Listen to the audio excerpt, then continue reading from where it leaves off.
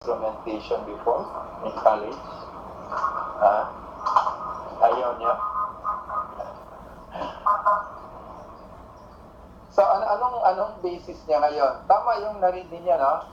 Okay, so meaning when you say I saw, what is the same here? The same ang positive and negative charges nila, no? Tama ba? So, pag ang protein natin, ang negative o positive charges nila nagiging equal na sa isa't isa, then what remains sa charge nila? The charge becomes 0. And that is when your protein reaches their isoelectric point. Tama na? So, nagiging isoelectric na sila. Okay? Ganito yon, no? Okay, in an IEF, okay, they also use a supporting medium, which is one pole is positive and the other pole is negative, because this positive and negative pole is created by adding either hydrogen ion or hydroxyl ions. Okay? So you have higher hydrogen ions in this pole, while you have higher hydrogen ion in this pole. So what is created in that supporting medium? You are now creating a pH gradient na medium. So ang pH natin dito range from 1, 7, down to 14. So you have different pH, no? From 1 to 14. Are you following? Okay? And this time, the application of your sample is in the neutral pH. So, nasa gitna, no? Say, for example, you have two protein molecule. One is more positively charged, while the other one is more negatively charged. Are you following? Okay? Now, once you turn on the machine, what will happen? Your triangle and your square will move. Di ba na? Tama? So, which way your triangle moves? Towards the positive or negative pole? Huh? Towards the negative or the positive pole? This one, the triangle. Saan sila mag-move? Sa? This one is the anode, no? This one is the cathode, no? Sige lang, asan sila mag-move? They will move towards the cathode, ha? Why? Because positive is more attracted to negative, no? Tama na? Opposite attracts man. Tama? While your more negatively charged is attracted towards your positive charge, no? Positive pole, right? So, ang movement ng triangle is towards the cathode pole, while the square towards the anode pole. And as they move, ano nangyayari? Nagkakaroon ng change of pH, no? And every time there is a change in pH, there would be what? Removal of one ion. Tama ba? So, ano nangyayari later on? The charges becomes isoelectric. Are you following? The same true with the square, no? So, nagiging equal na yung positive and negative nila. Once mag-equal na yung positive and negative charges nila, anong mangyayari? They cancel each other. So, nagiging 0 na, no? Will they still move? Hindi na. Tama na? So, they will stop and they will form a bond, no? In that area. So, ano yung nare-reach nila ngayon? They reach their isoelectric point, right? And once they reach their isoelectric point, now you can what happens to these proteins? They are now separated. Di ba na? And after separation, you can now quantitate, no? Okay? your proteins, no?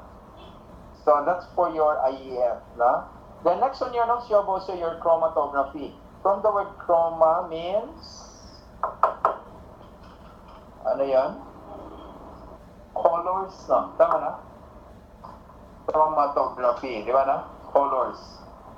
The original purpose of your chromatography is actually applied to plants, na? Especially mga flowers, na? Kaya it was originally known as chromatography.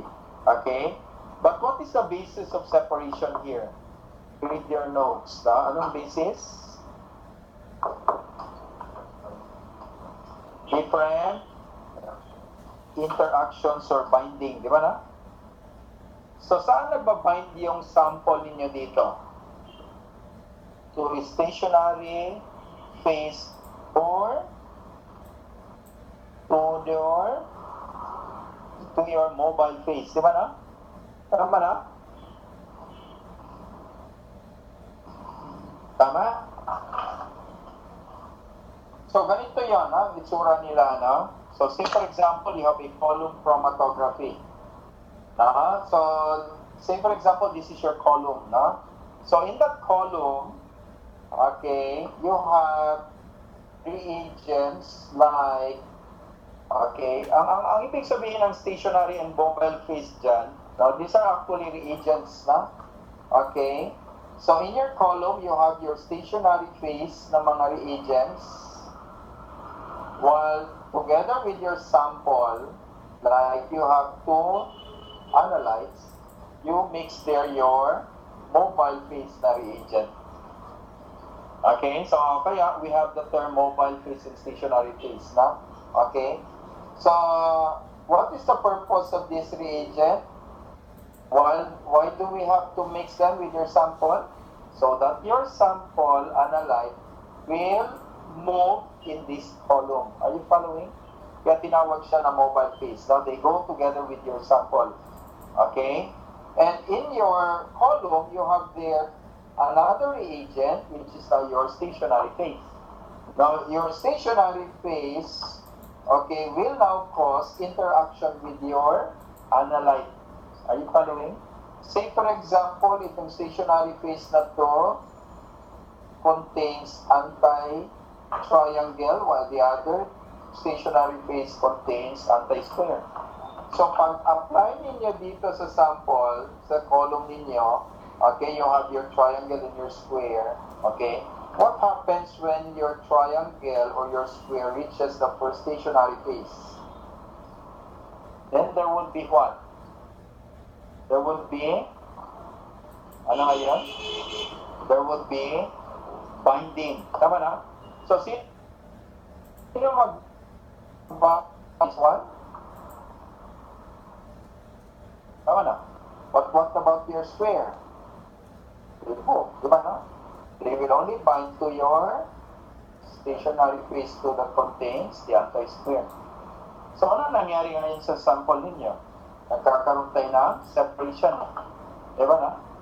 And after that, you can now separately quantitate your square from your triangle. Are you following? So, yun yung basis ng chromatography natin. No? Okay? So, again, separation and quantitation pa rin. No?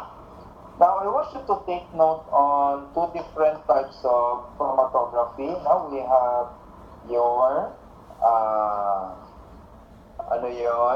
your gas chromatography and your liquid chromatography, no? So, ang classifications natin dito is based on their mobile phase, right? So, if the mobile phase is a gas, then we call them the gas chromatography, no? But if the mobile phase is a liquid, no, compound, then we call that liquid chromatography, okay? And if you compare the two, which one is widely used? It's your gas chromatography. No? So, gas chromatography is high efficient, no? And high resolution, low detection limits, more accurate with short analytical time, no? Compared to your liquid chromatography. Okay? So, kailan lang tayo pwedeng gumamit ng liquid? Pag ang sample analyte natin, hindi niya kayang ang high temperature, di ba na? Then that's the time you can use your liquid chromatography. Okay? So that's with your chromatography, no? And of course, common use of your chromatography nga in clinical chem. Yes, in toxicology. Okay, huwag niyo talaga kalimutan ha. Pag toxicology, ang common talaga na ginagamit natin is chromatography. Okay? So, in any toxicology, no, drugs, di ba?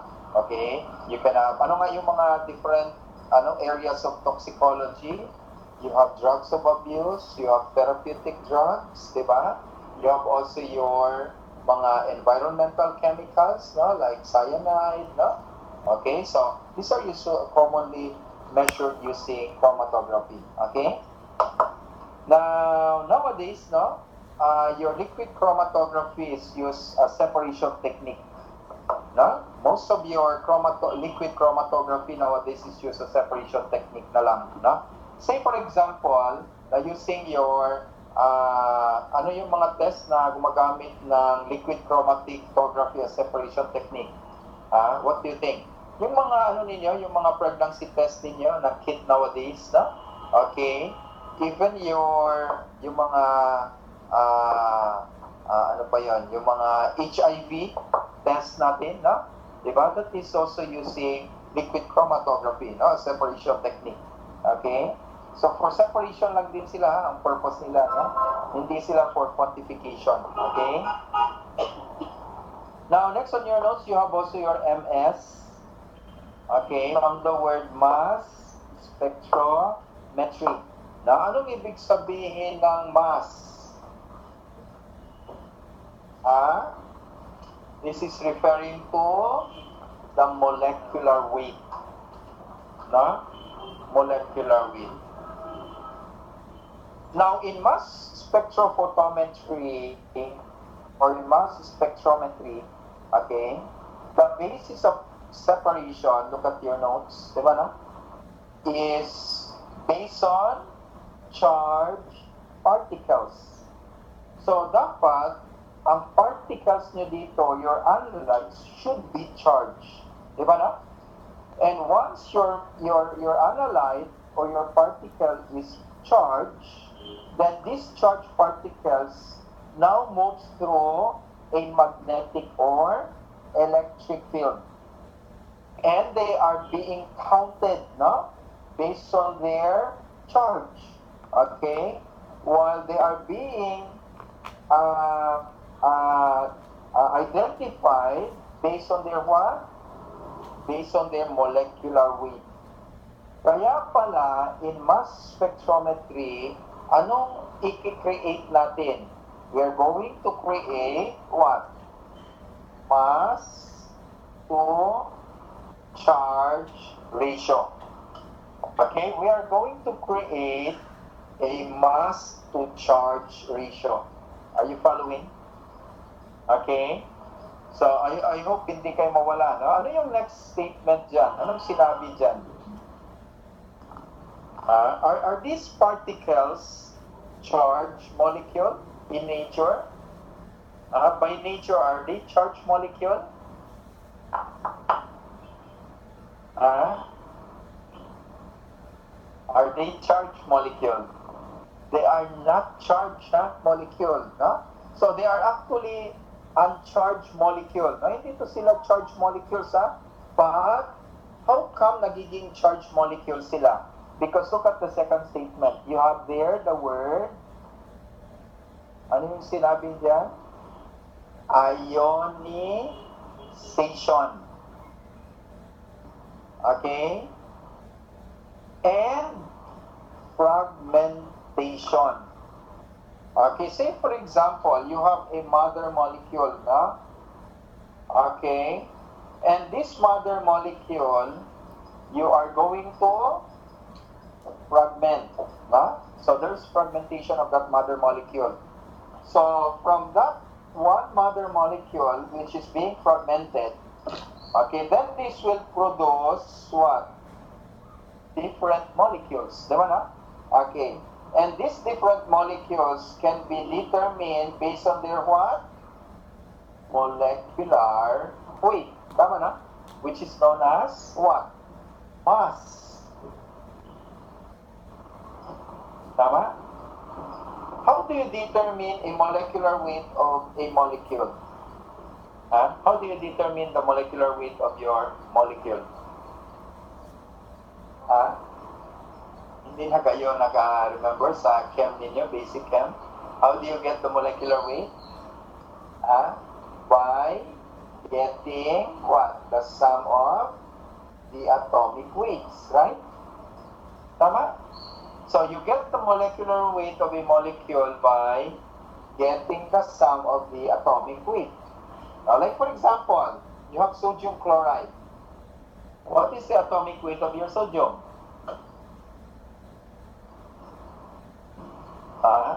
Ano ba yung atomic weight ni sodium? You have that, I think you have that on your notes. No? Sa last page ba? Tama? Under your clinical microscopy ba yun? Nasa pinasulat dyan. May table tayo dyan, no? Nakita nyo? I think you have a table. Sa last part of your email, meron nata. Or the middle part. Now, nasulat ko ba?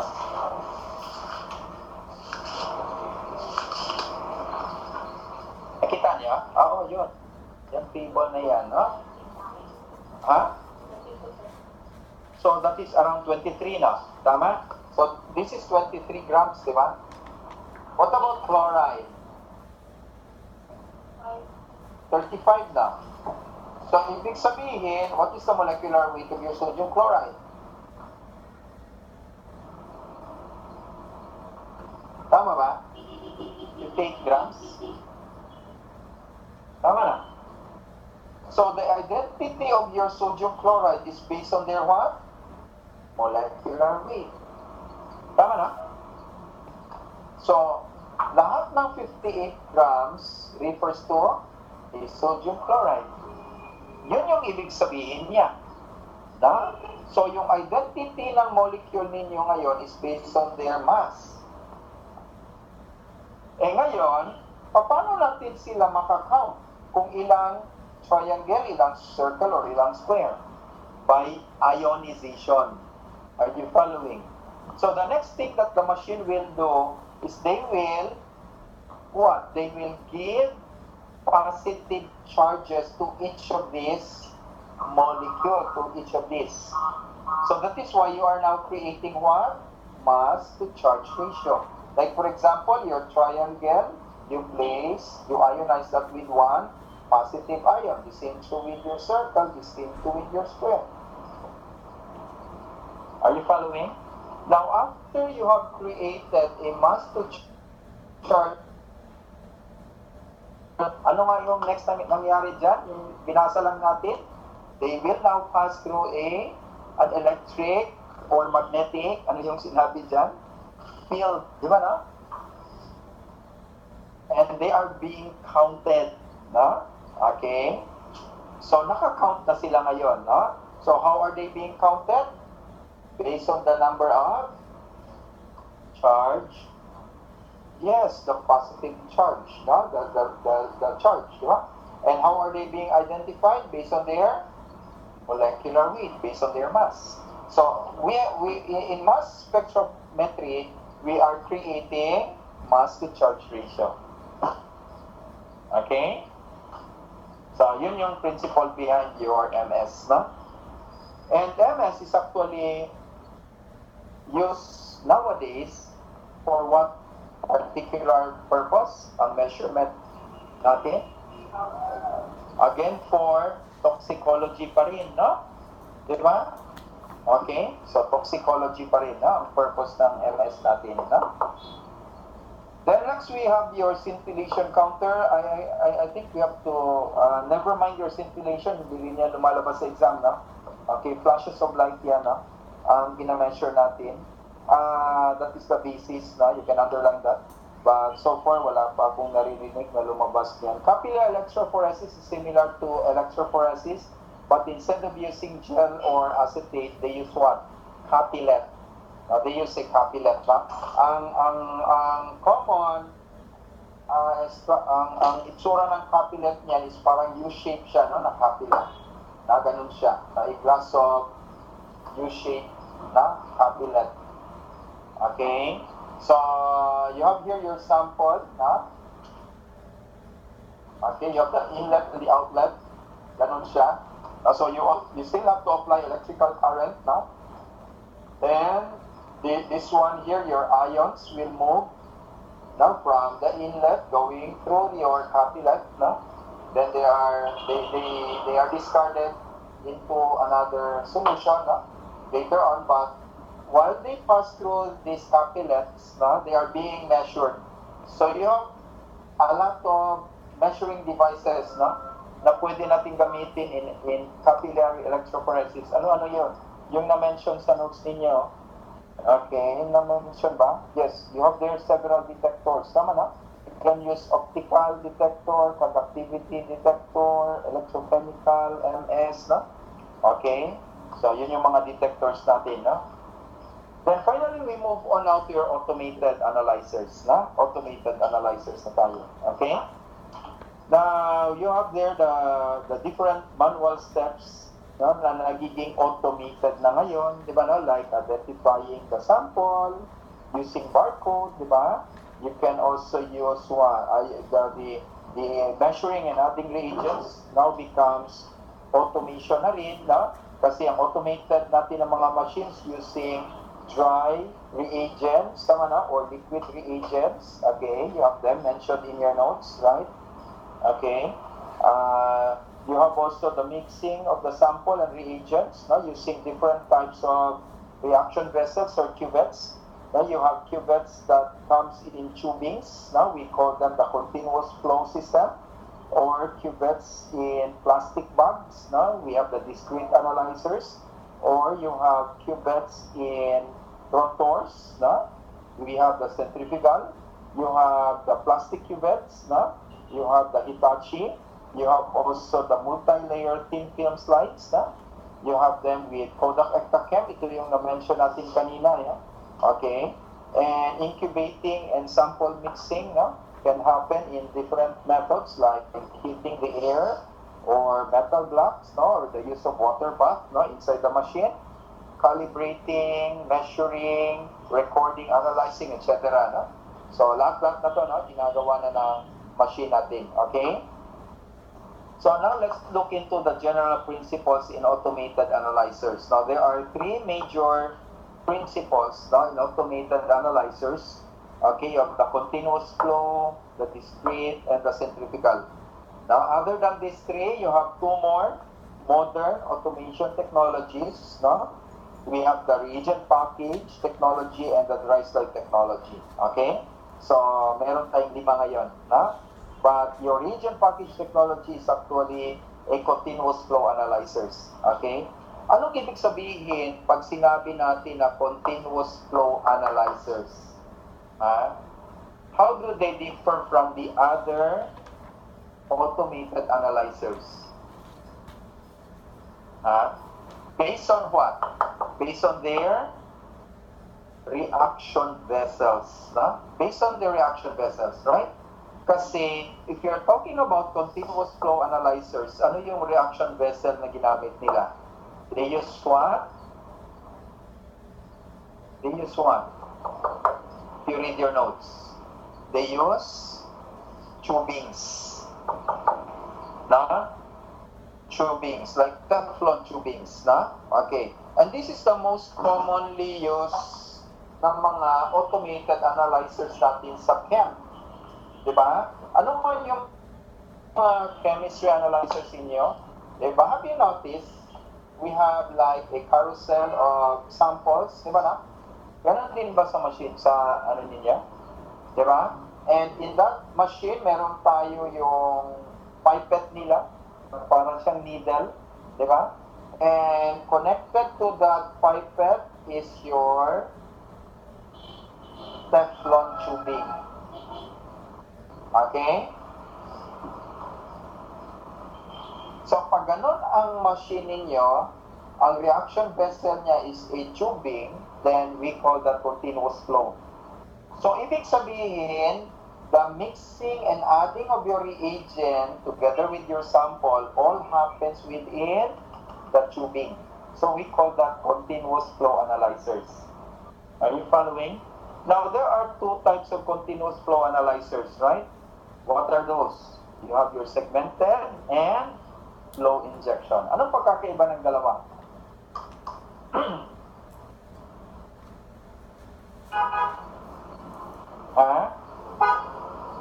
Yung sa segmented, they use air bubbles to separate aliquots. Di ba, no? But not with flow injection. Wala siyang air bubbles. Di ba, no? Okay?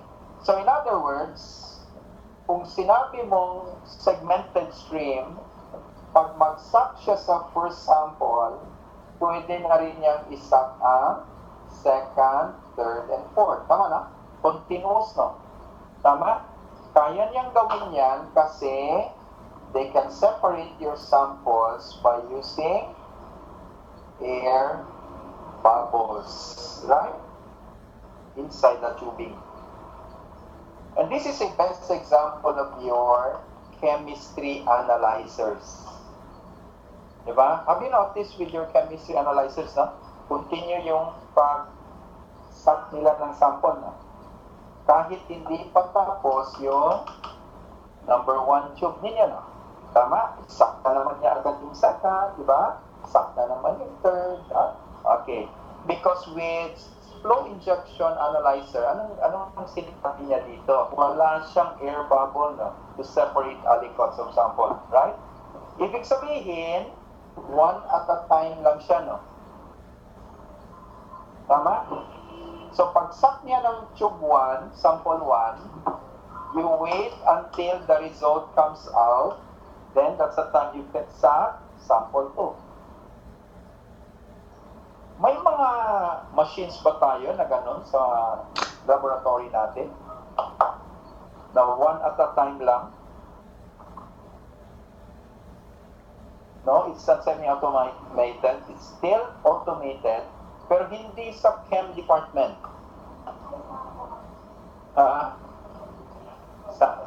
Saan man? Napansin ninyo? Na-tubing din ang reaction vessel niya. Your HEMA cell counter. Diba, no? Your HEMA cell counter, ganun din, di ba? Ipasak ninyo siya, pero one at a time lang. Okay? So that is what we call flow injection analyzers. Okay? But what about your discrete analyzer this time? Ano na naman ang reaction vessel na ginamit niya? They use its own reaction vessel that travels through the instrument. We have that kind of thing. Meron talaga kayong mga tubes, no, as its cuvettes with the desired volume of your sample. Ngayon, ipapasok nyo to sa machine mismo. No? No? Napansin niyo dyan? Meron kayong mga ganon.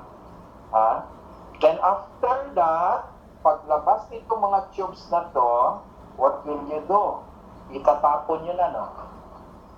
Diba? Kasi nga, inside the machine, nahaluan na to na reagent, diba, no? Tama, no? Okay, so mixing of your sample in your reagent happens within those cuvettes, diba? Hindi kagaya dito kasi hindi mo to itapon, diba, no? Right? Okay. So, those are your discrete analyzers, na? So, meron talaga siyang sariling tubes na ipasok nyo sa machine. Okay? Ewan ko kung meron kayong mga ganon sa laboratory ninyo. Meron ganon? Wala kayong napansin na ganon. Na ipasok nyo ang tubes, na? Then, after ng test ninyo, paglabas ng tube na yon, itapon nyo na, hindi nyo na pwede siya gamitin. No? Okay? Meron kang na-remember, ano?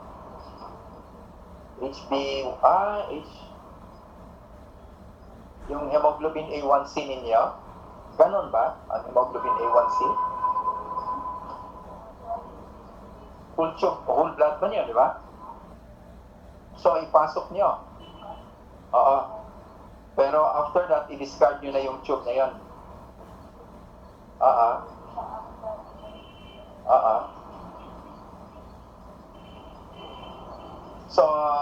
So after that, discard mo na.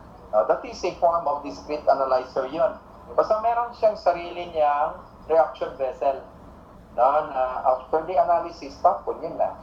Kasi lahat ng mixing and adding of your sample and reagent happens in that particular reaction vessels. Okay. Itong centrifugal analyzers, don't mind this one. Okay, hindi kasi ito common. Okay, they use as rotor. Okay, and this is actually common only in NASA. Okay, meaning sa area na walang gravity like the moon, when they reach the moon, they use these analyzers, centrifugal na ginagamit nila. What about this modern automation design? Reagent package technology is similar to segmented stream analyzers. Pareho siya. Kaya lang, ang kagandahan daw niya, they employ a reagent test pack. Okay, and what's good with that reagent test pack? It contains all the necessary reagent for a single analysis. Ganon din ba ang mga analyzers ninyo? Like sa isang test pack lang, that is already good for one analyte. Kasi kompleto na siya. Like for FBS, sa isang test pack, nandun na yung buffer 1, buffer 2, then your color reagent, ganon. Or separate yung mga different buffers, separate yung color reagent. Ganon ba? Sa inyo? Sa inyong sa inyong machine. Are you aware of that or hindi? Are you the ones na mag-load sa mga machine niyo? Hindi rin. Is it the chief medtech or kayo? Kayo din. So what I've noticed, sa isang test ba, maraming mga test pack o isa lang? Isa lang. Yun yung ibig sabihin ni na reagent package technology. Sa isang test pack lang. Okay? So, hindi siya hiwalay-hiwalay, yung mga buffer, color reagent, yung mga ganon. Okay? Kasi kung titingnan nyo sa second statement, anong sinabi niya?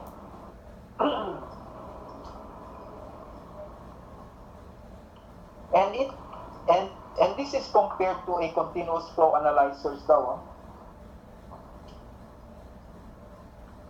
Na batch testing. Do you believe that? Do you believe in that, na batch testing yung continuous flow analyzer ninyo? I want you to move forward sa next page. You have there 4 designs of analyzer pathway. Kita niya? Yung sequential, batch, parallel, and random testing. Okay, what is batch testing?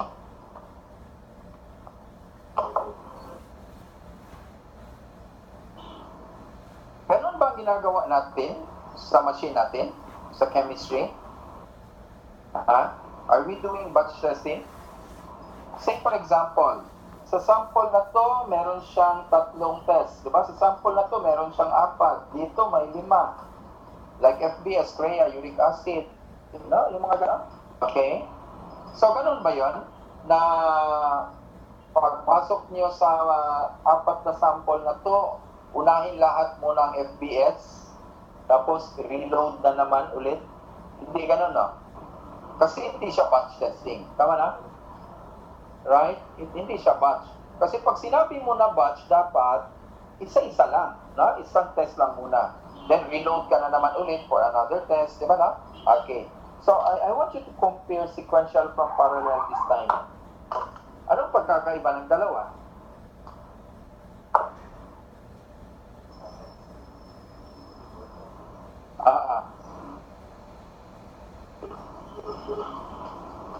And which one is better? Sequential or parallel?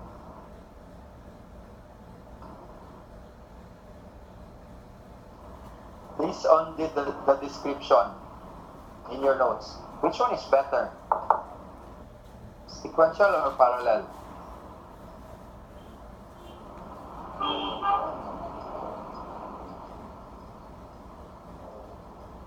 Ah? Ano man? Okay, this is what happens now. Okay? Then answer me kung ganun ba yung nangyari sa inyo, no? So like for example, you have your FBS, Creya, uric acid, okay? And all of them has the same, no? Test, no? Creya, uric acid, okay, and FBS. So for example, itong machine na to, okay, isak muna nila yung 4 na sample na to, tapos after na-collect na tong 4 na sample na to, okay, inside the machine, ang pag-measure nila sa FBS, sa uric acid and your Creya is by batch. Like for example, uunahin lahat ng FBS muna. Then after that, lahat ng may creatinine. Then after that, lahat ng may uric acid. In other words, hindi mo pwedeng i-print result ng number 1 unless matapos ang lahat. Are you following? No? So dapat sabay-sabay lahat ang pag-print, no? Tama? Ganon ba yung machines ninyo? May ganon, di ba, no? Tama? You have to wait. Dapat matapos lahat bago mo pwedeng i-print. That is what we call sequential. Okay? Kasi pag sinabi mo na parallel, pagpasok sa unang sample, gawin lahat ang test ng first sample. Then, pagpasok na naman sa second, gawin na naman yung lahat. Kaya pala, with parallel, pwede mong i-print ang number 1 mo kahit hindi pa natapos ang number 2. Are you following? Ganon ba yung machine niya? Ha? Yun yung tawag natin na reagent package technology. Okay? Parallel testing na siya. Okay? So, that's all for your, Now, let's move on to dry side technology. Now, going back. So, you have there the Eastman Kodak. Na? Ito na yung sinabi ko na reflectometry. Because this method uses a typical slide. Now, and on this slide, meron na siyang what? Mga reagents. Now, and it has several layers.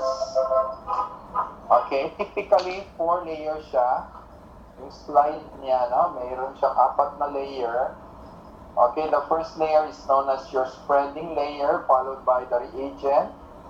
Then you have now your indicator layer, then finally your support layer. No? So in this particular slide, the application is nasa gitna, may hole ka doon. You place your sample there, then your sample will spread, and together they move down to your reagent layer. No? So the color produced is in the indicator layer. No? Then after that, you place this slide inside the machine, and the lamp there is positioned 45 degrees angle. So what is being reflected is measured, no? So reflectometry to siya. Okay? Pero ano yung surface niya? Polish or unpolished? This time this is polished, no? Okay? Kaya the principle behind your dry slide technology is what? Reflectance spectroscopy. Na? Okay? Reflectance spectroscopy. Ano yung random access testing? Ha? Yung kaning machine ninyo may stat siya. Na? Diba? Napansin ninyo yan paminsan yung sa carousel ninyo. Meron siyang slots for stat na. Yun yung random access testing. Na? So I think most of your machine has random access testing. And then finally, we go now to your POC, your POCTs, your point of care analyzers. Okay? Now, point of care analyzers, are actually done what? In multiple settings, no? And this is usually performed by whom? Who performs the test? It's the patient. Yes. Okay? So usually, pag sinabi mo na POC, this is usually performed by the patient. Hindi dapat to ginagawa sa laboratory. So in multiple settings to, pwede aside from the patient, it could be done by the doctor, di ba no? Okay, or by the nurse in the ER or the intensive care unit, yung mga ganon, no? Okay? So ito na yon yung mga POCs natin, no? Because POCs perform what type of test? The test is known as wave tests, no? Okay, the test performed under POC is also known as wave test, no? Why wave test? You know the word wave? Because tests with POCs does not emit any biological hazards. Are you following? No? Tests does not emit any biological hazards. That is why anyone can perform. Okay? Even outside the laboratory, no? We have two different types of POCs, no? Mentioned on your notes. You have the dry chem POCs and the wet chem analyzers, no? The mga POCs, okay? How do you determine whether it's a dry or a wet chem? How will you know? Itong analyzer na to, itong POC na to is a wet chem, a wet analyzer. This one is a dry chem analyzer. Ganito yun, Now, pag sinabi mo na dry chem analyzer, okay, the only thing that you're going to do is just add a sample, and that's it. Okay? Pero pag sinabi mo na wet chem analyzer siya, after the sample, you're still going to add another reagent. No? Another liquid reagent, no? Okay, after the sample. Then we call that wet analyzers, no? Okay? And most analyzers for POC are dry. Diba na? Okay, like glucometer. This is not a wet analyzer, diba? But rather a dry analyzer, diba? Because all you need to do is, what? Place a drop of blood dun sa strip natin. Diba na? And that's it. Diba na? Okay. Now, we have a current state-of-the-art POC, which is known as your iStat portable clinical analyzers. I believe you have seen this one, no? Tama? That is also a POC, no? Yung ano natin, no? Yung iStat natin, okay? Yung para siyang malaking cellphone, di ba, no? Tama? And it has your different cartridge ba yan? Di ba, may cartridge siya, no? Doon natin ilalagay yung sample natin, di ba, no? Then after that, ilalagay natin doon sa baba, no? Ng ano natin. Kaya lang, ang problema nito, no, aside sa mahal, di ba? Mahal ba yan yung unit na yon, di ba na? Oo, di ba? I think that is more than 500,000, no? Ang cost. 2 million, ha? With a printer. Ha? Pero grabe naman yung pagbenta sa inyo, 2 million. Pero ano kayo, no? Government hospital kayo, no? Ha? Ayong sa private pa lang. Patingalahan, di yata aabot ng 2 million yan. Hindi na umabot ng 2 million. Ha? Kasi depende yan, no? Pag government, usually, grabe, ang patong, no? Okay? Actually, kilala ko yung ano niyan, no? Yung ahente dito sa Davao. This is Abbott, di ba? This is Abbott, no? Actually, it's just around 500,000, no? Pero pag tinanong mo sa mga out of town na sobra ng taas sa mga price, na siyempre may cut pa yung ano, di ba? May cut pa yung pathologist, may cut pa yung chief medtech, no? Oo, kaya paminsan umabot na ng 1 million, no? Okay? So anyway, no, that is your iStat portable analyzers, no? Pero mahal din yung cartridge, di ba? Mahal, di ba? Tapos ang paglagay mo pa rin dun sa cartridge, pag magkamali ka, di ba? Hindi nga i-read. Yun ang problema nun, di ba? So dapat ang test niyo doon, i-multiply na ninyo into 2, no? Ganon ba sa inyo? Ha? Kasi what if di ay magkamali kayo nung sa unang cartridge, then you have to repeat. And you have to make it to a point